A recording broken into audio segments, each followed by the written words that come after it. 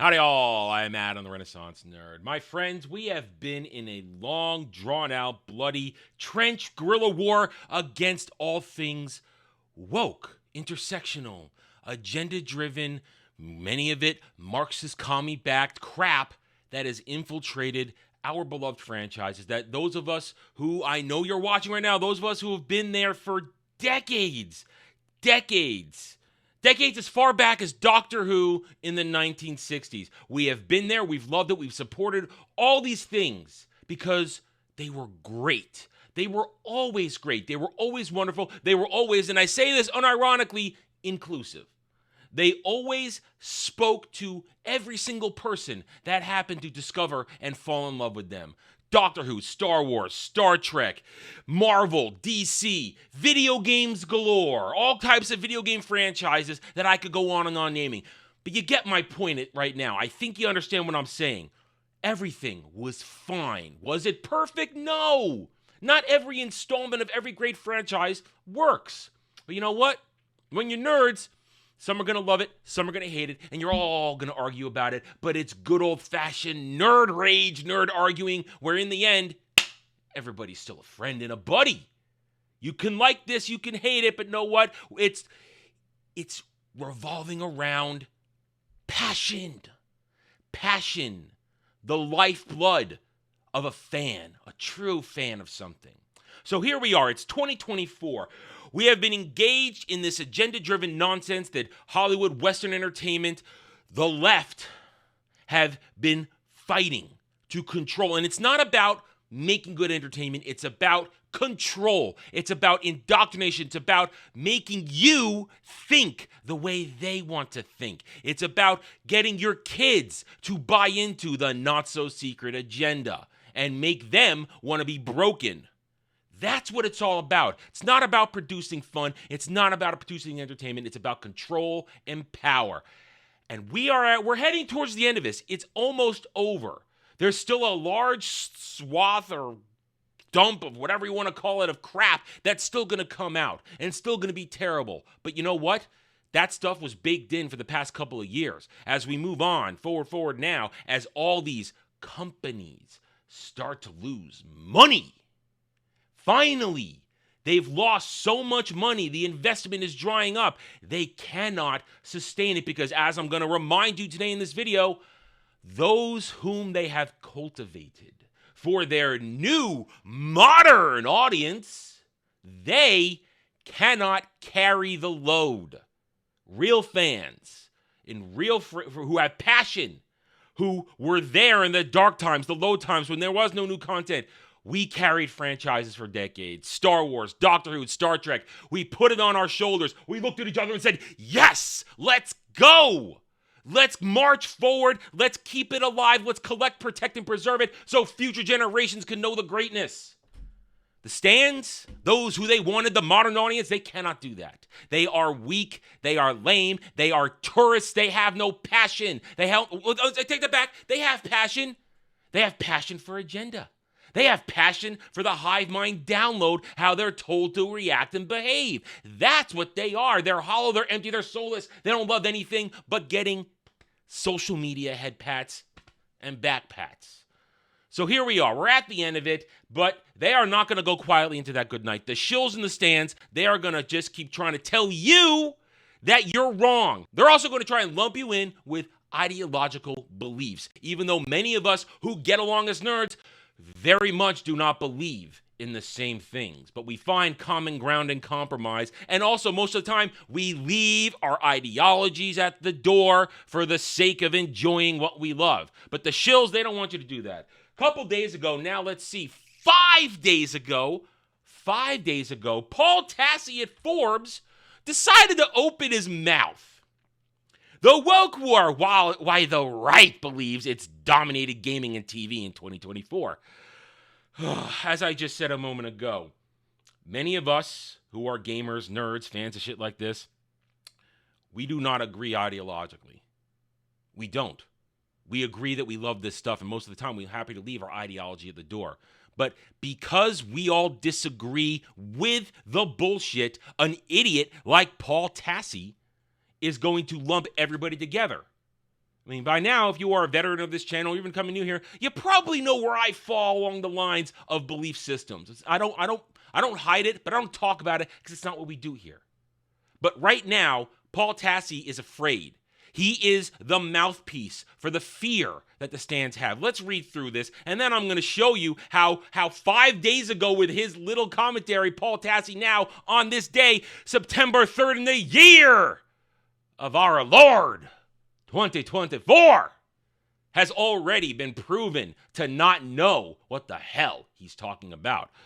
As someone who is painfully plugged into online discourse to the point where I may soon just need to go live in an Arctic cabin somewhere, I have borne witness to a narrative this year in the media landscape, namely across movies and TV, where right-wing media consumers and influencers believe they have defeated woke games and shows and those who support them while claiming wins of their own. It feels like there's a new one of these that comes up every month, and I figured it was time to break down the perception of what's going on here and the reality of what's happening. The stands, as they have been doing lately, mainly the Disney Star Wars stands, they have grabbed onto this article like many others and put it forward as, look, he's preaching. No, he's an idiot, and I'm going to prove why he's an idiot in a moment. Success of anti-woke things are claimed as scalps, whether that was actually the intent of that work or not. Failures of woke things are purely because they're woke, not any other reason at all, ignoring any and all other factors. This happens every time. And it's time to add them all up to the show what's going on. Prepare the cope and seethe, as they say. No, you're the one. This entire article is cope. It is massive cope. Woke losses. Okay. Suicide Squad kills the Justice League. Perception. This was a woke version of the Arkham universe, in which characters like Harley Quinn were more conservatively dressed than previously, and there were things like pride flags hanging out in the base headquarters. And a consulting agency named Sweet Baby Inc. was used in development of the game to advise on making things overly inclusive. We'll finish this out. Let me read it, and then we'll get into it. Reality. Suicide Squad failed mightily because it was a live service game after Rocksteady had made its entire fanbase devoted to its single-player superhero offerings, and not a particularly good one at that. It was a goofy concept giving all Task Force X members the same guns, few differences in powers, and aborting a storyline halfway through to do a live service concept which featured a dozen Brainiac copies, all based on an IP, one critically savaged movie, and one box office failure in the DCU. Supposedly, woke critics scored game a 60, one of the lowest major release there. So this genius is going to base a lot of his arguments on Metacritic scores and other scores on shit, which is bullshit. Scores are a dime a dozen, and on the internet are easily manipulated. We use them as examples sometimes, but mainly we ignore them. They don't matter. What matters is commentary. What matters is actual footage. And here's the truth about Suicide Squad Kills the Justice League. It failed, yes, because it was a live service game. He gets that point, but it failed because Sweet Baby Inc. was recognized visually. The pure light of sunshine was just dropped on them and shown in interviews, articles, everything possible, that they purposefully alter the game to push a message bathed in left-wing ideology, pronouns, the not-so-secret agenda, commie Marxism, all that shit. It was shown. That's why it failed, and it was rejected. Also, because it was a shit game. That's also the very bottom line core of it. It was a shit game with a shit story, and nobody liked it. It had nothing to do with the fact that Harley Quinn's tits weren't out. Also, this genius fails to understand that Harley Quinn is hated now by nerddom. Everybody hates Harley. This isn't Batman the Animated Series Harley Quinn, created by Bruce Timm and Paul Dini, which everybody fell in love with and was so beloved they made mainstream. No, this is the current day Harley Quinn that is a flag bearer for intersectional feminism and true woke bullshit. That's why this game failed, plain and simple. But he's going to dig the hole deeper. Concord. Oh, thank you, Paul Tassi, for 5 days ago being a jackass. Perception. A hero shooter that failed because its heroes were not attractive enough and they were virtue signaling by putting pronouns in their select screens. Reality. Concord started development right after Overwatch launch in 2016 and arrived for the shooter landscape dated with an ill-conceived $40 price tag in a free-to-play landscape and failing to meaningfully stand out from its competition. Its character designs were poor, not for hotness reasons, but because of lacking aesthetic and other games with plenty of similarly sized and aged characters had done much better. He's going to throw out he's going to throw out a stupid another Metacritic score. Here's the thing.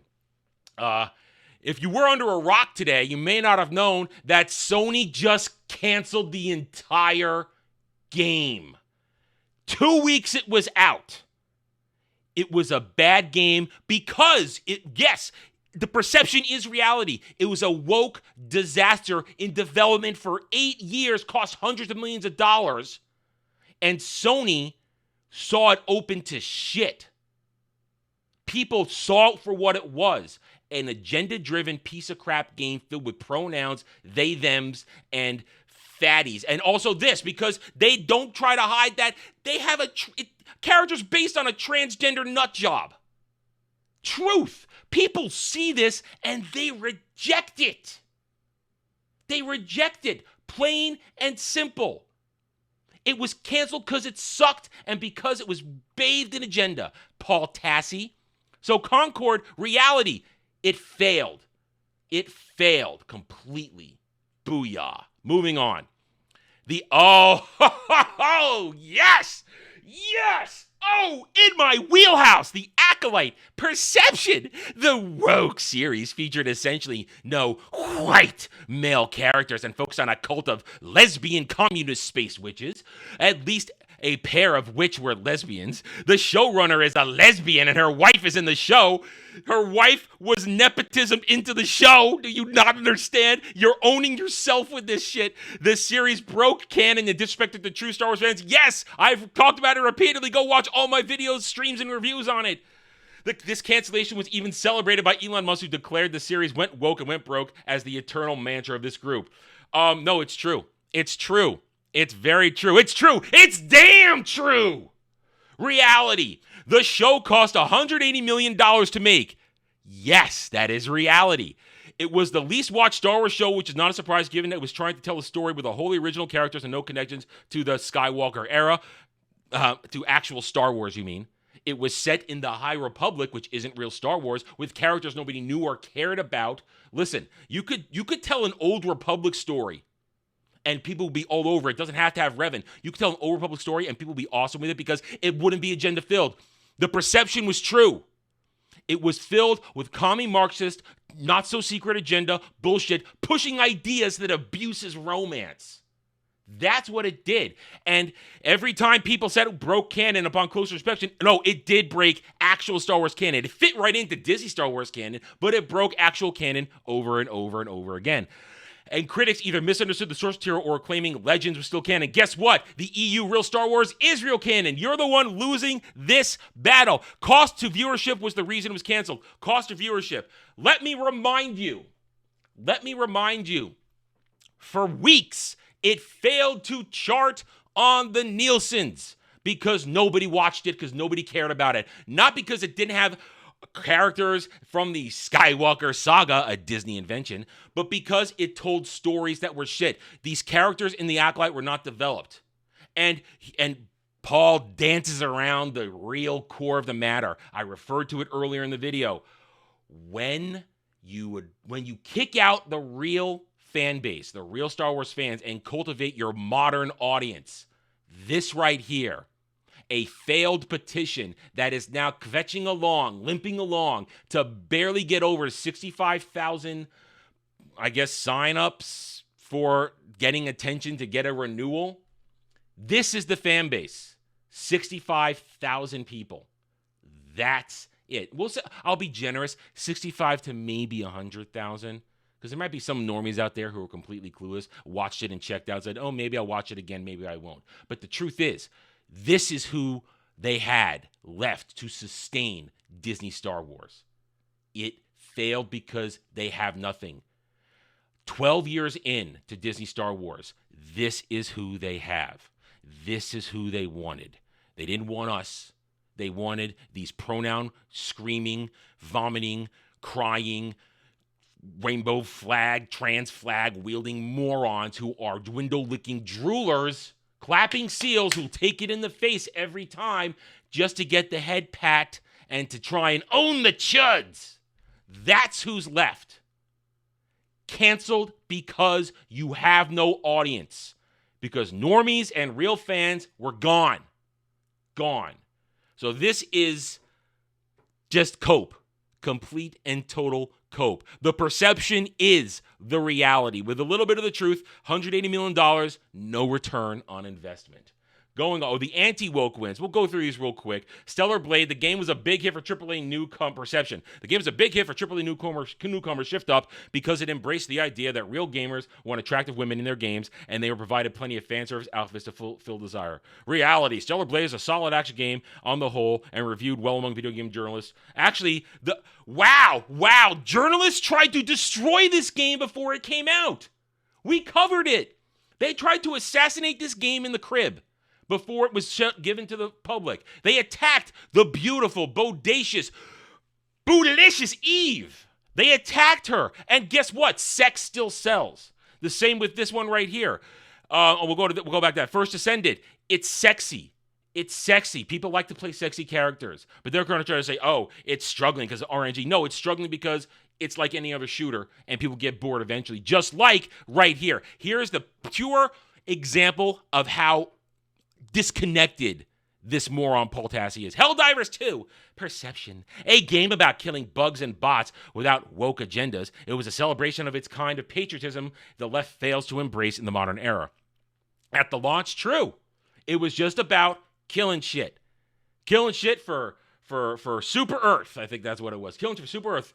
Problem is, the entire game is based on Starship Troopers, a very clear, famous skewering of those very concepts. Journalists scored the game in 82, and it has been a conversation as a possible, if not likely, okay, not game of the year. You know why? Because there was controversy. The game, if the Sony controversy, if the community manager controversies hadn't happened, if they had actually planned out the game and had shit to do, it wouldn't have failed. Helldivers is now a complete and total failure. This is not an anti-woke victory. It's a game that was just a game that enthused a fan base. And the developers, they lost control of the game, both in terms of curbing the people they hired to promote it, and at the same time, not knowing that Sony is a corporate monster. Very much so. I'm a Sony guy, and I can say that. I like my PlayStation 5. I like my Sony products. But they're a corporate monster, and they're idiots. And they created a situation that pissed off the majority of the fan base who are PC gamers, not console gamers. That's the truth. That shows you Paul Tassi has no idea what happened with Helldivers 2, and it is not a victory. It's a failure because it was a game that had all the potential in the world, and it was squandered for stupid reasons. And yes, was there patriotism? And yes, patriotism was a factor. People liked banding together, fighting bugs and bots. But you know what? It got boring for people also. Plain and simple. Did Descendant. Black Myth Wukong. They're going to try and tell you that Black Myth Wukong is an absolutely crushing because people just like it. But the games media wanted to fail based on IGN article. Yes, you all wanted to fail. Paul Tassi takes the truth and says it's perception, but it's the actual truth. IGN and a lot of other woke freaking platforms, they tried to also kill this one in the cradle, but they didn't. They couldn't, because it is simply a fun game, apparently. Smash and kill things, sort of Souls-like. That's all it is. And it's already made 600, probably more than that. It sold 10 million copies in its first 4 days. Probably sold more than that now. So they want to talk about all this stuff. They want to talk mental gymnastics, here, there, always, blah, blah, blah, blah, blah, blah. He's just going to go on and ramble. Doesn't really matter. I've already proven to you that Paul Tassi doesn't know what he's talking about, because you notice here, he didn't want to talk about Star Wars Outlaws. Didn't want to talk about that. We can connect that to the failure of the Acolyte, because Disney Star Wars holds no interest with the regular people. We are now in the first official week of release of Outlaws, and already they are revealing that the game, they thought they were going to sell 8 million copies. They thought, we're going to sell 8 million copies. We're going to make $700, $800 million. guess what? They have downsized that prediction to 5 million, and it's not even going to get that, just like I've been saying for months. Outlaws is a failure because it's broken Disney Star Wars. All these things are failures because they're broken, and they are, and I hate to abuse and use the term, but woke. Because they push intersectionalism, they push pronouns, they push the trans not-so-secret agenda, and a lot of them push, underneath it, commie Marxist agenda. That's why they're losing, and in fact, not right-wing, not conservative, but fans and nerds are winning because the rejection has taken hold in society, in culture, pop culture even, I guess I'll say. It's taken hold. People aren't watching these movies. People aren't playing these games. People aren't watching these shows. They're not buying the books. They're not buying the comics. They're retreating into what they know and love. They're going back. I'm playing older games right now for your entertainment on my gaming channel. Link in the description below.